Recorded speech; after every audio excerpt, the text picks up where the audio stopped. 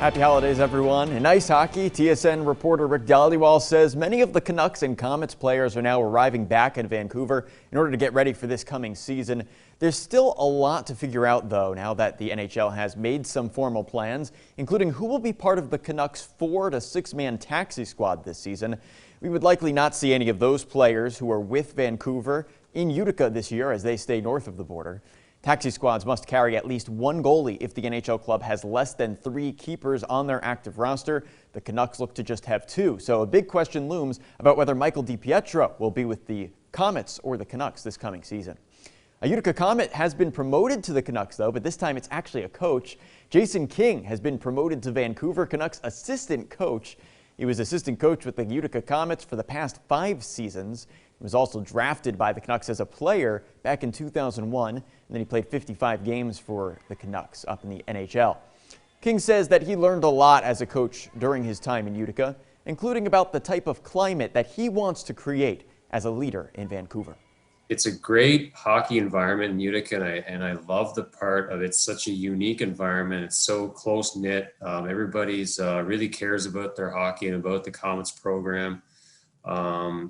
And it's, again, one of those situations that's a very family-oriented environment. And, you know, from Rob Esch to Trent to everybody involved, it's very welcoming. And it's going to be a miss, but also very excited for what's in front of us.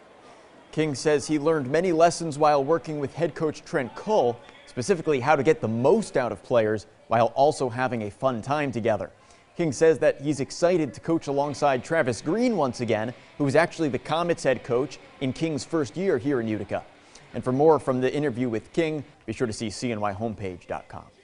The COVID-19 pandemic has caused many cancellations and postponements in sports this year. Now it's starting to affect next year as well. The 2021 Boilermaker Road Race announced this week that the Boilermaker has been postponed to Sunday, October 10th.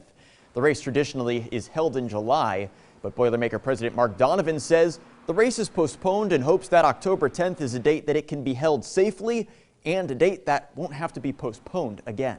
Given the deadly resurgence of COVID-19 that's happening in real time and the various unknowns related to the widespread availability of the various vaccines, we were just not comfortable with the probability that we would be in a position to proceed with a worthwhile event on our historic date in July. And it boils down to this. Ultimately, the bottom line was that we wanted to give the Boilermaker the best possible opportunity to be held in person on a meaningful scale and safely in 2021. Donovan says registration cannot open for the race until there's a better sense of how many people the state will allow to participate in it. He says that the elite running and wheelchair divisions will not compete in person. 2020 Boilermaker was postponed and later went entirely virtual this past September. Governor Cuomo said in a press conference this week that the state is working with the Buffalo Bills to see if fans could possibly be allowed at playoff games. Cuomo said, quote, "It's a work in progress, but the Bills and the state have announced that it's possible that up to 6,700 fans will be allowed to participate as long as they come in with a negative COVID-19 test documented." So for now, that's all for sports. We'll have updates for you on all of that, as always, at cnyhomepage.com and at CNY Sports on Twitter. As always, there's more Eyewitness News after the break.